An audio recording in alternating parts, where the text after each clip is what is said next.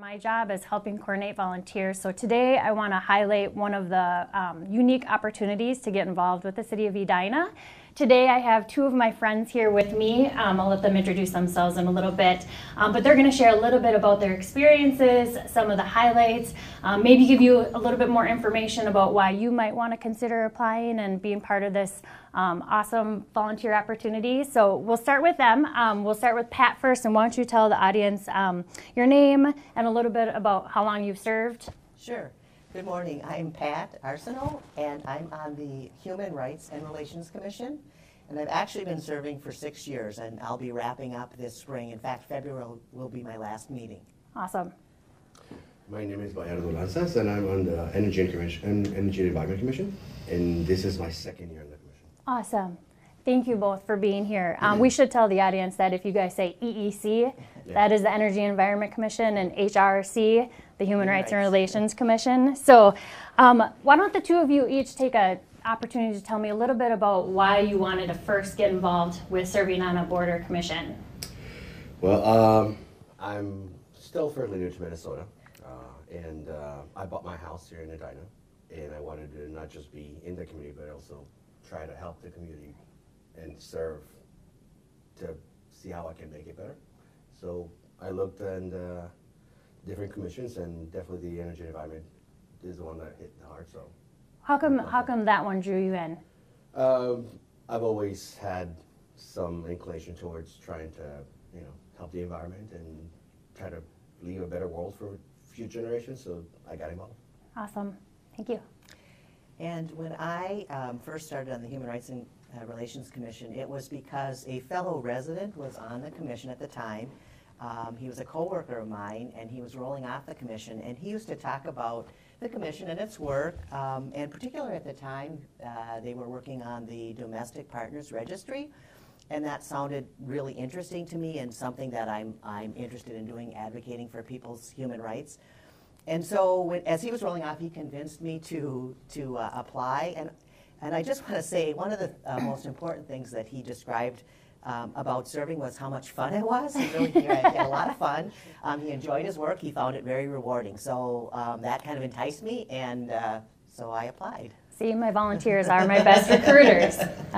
Wonderful. Can you tell the community a little bit about, from your perspective, the role of a commission? Like, what do you do as a commission as a body, and then also a commissioner, what do you do individually, and what type of work do you work on? So I imagine it's a pretty broad question, but mostly we are citizens of the city, and we do research and work and try to advise on what we think could work best for the city. And you meet some great people along the way with your fellow commissioners and staff here in the city. So awesome.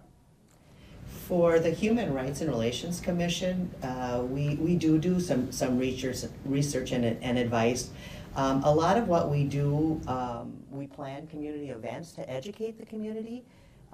We have something called the Days of Remembrance, which is an annual event that we work on remembering victims of the Holocaust and other genocides, and also honoring survivors and rescuers. We put on programming every year for the past 10 years. There are other events, sharing values and sharing communities, where it's an annual event, and we just look at kind of current issues going on in the city and trying to educate people about those relative to human rights. We also honor people. We have an annual award, the Tom Oy Award. We give an award to someone in the community who is kind of stellar in advancing human rights for the city. So there's a lot of different kinds of activities. And then we also look at the policies of the city, like, for instance, their current Race and Equity Initiative. There are certain parts of the Race and Equity Plan that we are asked to review and comment on or make recommendations on in terms of implementation.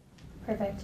And then, Bayardo, what about you? What are some of the initiatives you've been working on lately? Because I do know the EEC does a lot of education as well. Yeah, that is something I'm directly involved with. That's something I am championing in this year's plan, is to help educate or re-educate, I guess, everybody about recycling, compostables. We're starting sometime in April. Also, the Blue Tree Initiative, all the different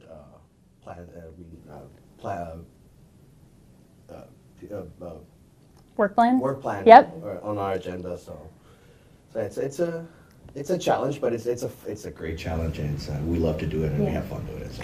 Good. What about a highlight? I know that you've only been serving for a short amount of time, but maybe Pat could give a highlight as well. Like, what was something awesome that's happened in your time that you've served? Well, there have been so many things. Because I've been on the commission for 6 years. I think largely, it's really large and small. Working at most of the things that you work on are we have monthly meetings, but then the work gets done on like subcommittee meetings. So we break up into subcommittees, and you work on particular projects. And I'm sure it's the same for EEC. So a lot of the work is done outside of the commission. So while you're working on individual committee work, that to me has been the most rewarding. I worked for many years on the Days of Remembrance, as I say, this annual event, and I have to say this past year we've had it in City Hall the last couple of years, and we just filled City Hall right to the steps. I mean, we had an overflowing crowd, and that was pretty rewarding. And the feedback that we got, we collected comments on how valuable that programming was for people in the community. It was just really. There was a lot of self-fulfillment. And it was a lot of fun, as I say. I enjoy working with committee members, so that was particularly rewarding. I would say another thing that I really am pretty proud of is the work that we did on the comprehensive plan. So the commission looked at all aspects of the comprehensive plan with that kind of human rights lens and race and equity lens, and then we developed a human rights chapter, which is new for the comprehensive plan. Right. So, Bayardo, you said earlier that one of the reasons you thought about serving was to get to know more people and be part of the community. Do you feel like that is a benefit of being on the commission? Absolutely. Do you feel like you felt some of that and that others might experience the same thing? Absolutely. Not just people in the commission, but when we go out into the city and do events, you meet a lot of the residents, you talk to a lot of residents, you meet a lot of great people. Awesome. I've met some of my neighbors through the events that we do, actually. Awesome. Well, I think that's all we have for today. Thank you, Bayardo. Thank you, Pat, for being here. If others are interested in learning more about serving on a board or commission, you can visit our website at edinamn.gov and definitely give me a call. Have a great day.